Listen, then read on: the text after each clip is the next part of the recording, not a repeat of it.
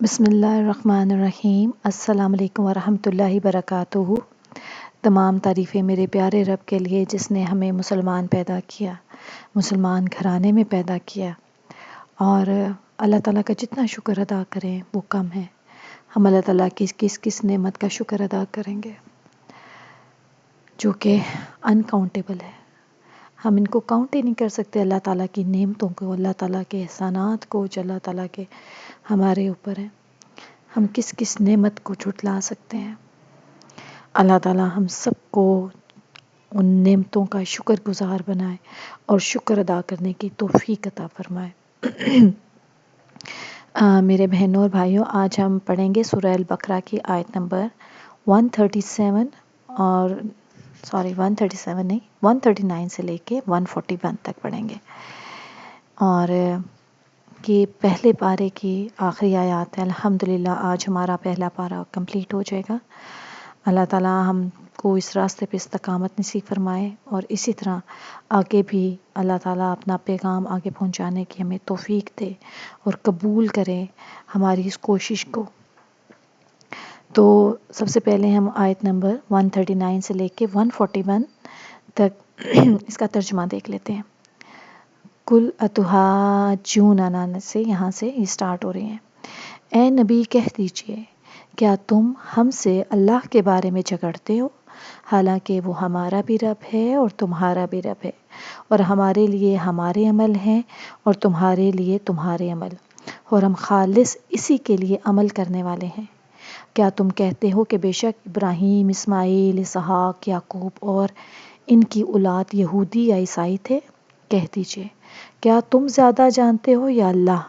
اور اس سے زیادہ ظالم کون ہے جس نے وہ گواہی چھپائی جو اللہ کی طرف سے اس کے پاس ہے، اور اللہ اس سے غافل نہیں جو تم عمل کرتے ہو۔ یہ ایک جماعت تھی جو گزر گئی، اس کے لیے ہے جو اس نے کمایا، اور تمہارے لیے ہے جو تم نے کمایا، اور تم سے ان کے بارے میں سوال نہیں کیا جائے گا جو وہ عمل کرتے تھے۔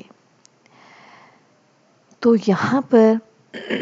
ہم جو پچھلی آیات پڑھ رہے ہیں تو یہ وہ انہی آیات کا تسلسل ہے جو کہ اللہ تعالیٰ نے اپنے پیارے حبیب حضرت محمد صلی اللہ علیہ وسلم کی رہنمائی فرمائی تھی۔ جب یہود و نصارہ آپ کے پاس آتے تھے اور آپ سے جھگڑتے تھے اور آپ کو کہتے تھے کہ آپ یہودیت اختیار کر لیں یا نصرانیت اختیار کر لیں، تو پھر اللہ تعالیٰ جیسے آپ کو رہنمائی فرماتے تھے، یہ اسی کا تسلسل ہے۔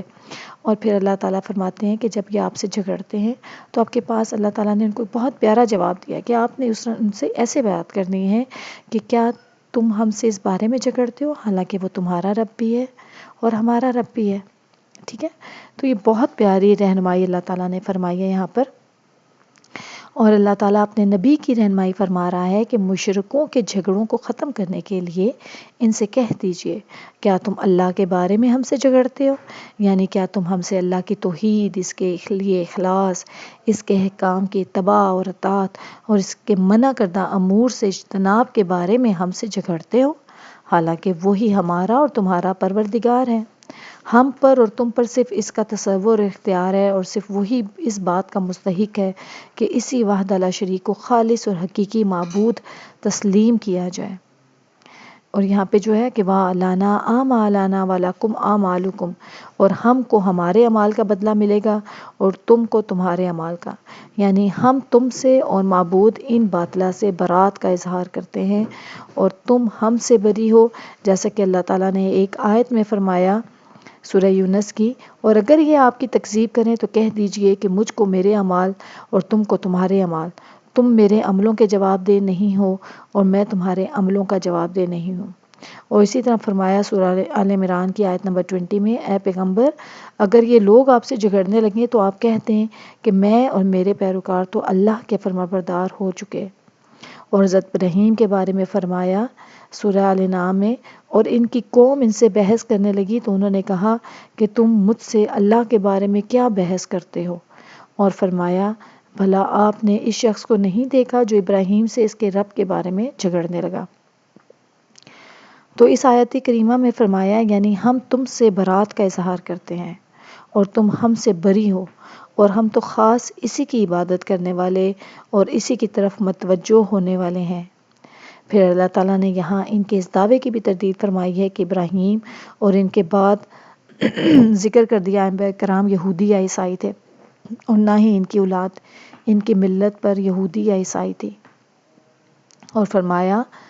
کہہ دیجئے بھلا تم زیادہ جانتے ہو یا اللہ، یعنی اللہ تعالیٰ ہی زیادہ جانتا ہے۔ اور اسی وجہ سے تو اس نے یہ بتایا ہے کہ ابراہیم یہودی یا عیسائی نہ تھے، جیسے کہ سورہ ال عمران میں بھی اللہ تعالیٰ ارشاد فرماتے ہیں کہ ابراہیم نہ تو یہودی تھے نہ عیسائی، بلکہ سب سے بے تعلق ہو کر ایک اللہ کے ہو رہے تھے اور اسی کے فرما بردار تھے اور مشرکوں میں سے نہ تھے۔ اور ان کے بعد والی آیت بھی اسی چیز پر دلیل ہے۔ اور ارشاد باری تعالیٰ ہے کہ اس سے بڑھ کر ظالم کون ہے جو اللہ کی شہادت کو جو اس کے پاس کتاب میں موجود ہے چھپائے۔ اور اس کے بارے میں امام حسن بصری فرماتے ہیں کہ یہ لوگ اللہ تعالیٰ کی اس کتاب کو پڑھتے تھے جو اللہ نے انہیں عطا فرمائی تھی، جس میں یہ لکھا ہوا تھا کہ دین ہی اسلام ہے اور محمد صلی اللہ علیہ وآلہ وسلم اللہ کے رسول ہیں، اور ابراہیم، اسماعیل، اسحاق اور یعقوب اور ان کی اولاد یہودیت اور نصرانیت سے بری تھی۔ انہوں نے اللہ کے لیے اس گواہی دی اور اس گواہی دینے کا اللہ کے لیے اقرار بھی کر لیا، لیکن ان سب کچھ کے باوجود ان کے پاس اللہ تعالیٰ کی یہ شہادت جو موجود تھی اسے انہوں نے چھپایا، یعنی کہ یہ ساری باتیں جو ان کی کتابیں تھی، تورات میں، زبور میں، انجیل میں، یہ سب چیزیں ذکر تھا، اللہ تعالیٰ نے یہ سب چیزیں موجود تھی، یہ شہادت تھی جو انہوں نے چھپائی۔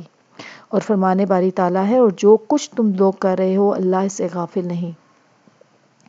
یعنی کہ اس بات کو نہ بھولو کہ اللہ تعالیٰ کا علم تمہارے عمل کا احاطہ کیے ہوئے ہے اور وہ تمہارے عمل کے مطابق ہی بدلہ دے گا۔ اور پھر اللہ تعالیٰ آخر میں فرماتے ہیں کہ یہ جماعت گزر چکی، ان کے لیے وہ اعمال ہیں جو انہوں نے کمائے اور تمہارے لیے وہ ہیں جو تم کماؤ گے، یعنی ہر انسان کو اسی کا بدلہ ملے گا جو وہ عمل کرتا رہے، اور جو عمل وہ کرتے تھے ان کی پرسش تم سے نہیں ہوگی، یعنی ان کی اطاعت و پیروی کے بغیر محض ان کی طرح انتصاب تمہارے کچھ کام نہ آئے گا، یعنی کہ محض نسب کی وجہ سے اس فریب میں مت رہو کہ تم اللہ تعالیٰ کے جو غضب ہے اس سے بچ جاؤ گے جب تک تم ان کی اتباع نہ کرو، ٹھیک ہے، اور جس دین پر وہ تھے اس پہ عمل نہ کرو۔ تو یہاں پر ہم نے اس آیت سے ہم نے کیا سیکھا ہے کہ یہ آیت ہمیں یاد دلاتی ہے کہ ہمیں کسی بھی مذہبی اختلاف یا جھگڑے میں اندھا دھند شامل نہیں ہونا چاہیے، ایمان کی جو بنیاد ہے مضبوط ہونی چاہیے اور صرف اللہ کی طرف ہی رجوع کرنا چاہیے، اور حق اور باطل میں تمیز کرنا بھی سیکھیں۔ اہل کتاب کے جھگڑوں میں الجھنے کے بجائے ہمیں حق اور سچائی کی پہچان کرنی چاہیے، ہر مذہبی مسئلے میں عقل اور علم سے فیصلہ کریں۔ اور یہ آیات ہمیں یہ سبق دیتی ہیں کہ دوسروں کے جھگڑوں میں پڑھ کر خود کو نقصان پہنچانے کے بجائے صبر اور حکمت کے ساتھ اپنی راہ پر قائم رہیں۔ حقیقی رہنمائی صرف اللہ کی طرف سے ہے، اسی پر بھروسہ کر کے ہم غلط راستوں سے بچ سکتے ہیں اور سچائی کے راستے پر چل سکتے ہیں۔ اللہ تعالیٰ ہم سب کو بھی سیدھے راستے پہ چلنے کی توفیق عطا فرمائے، آمین ثم آمین۔ ملتے ہیں آپ سے دوبارہ۔ السلام علیکم ورحمۃ اللہ وبرکاتہ۔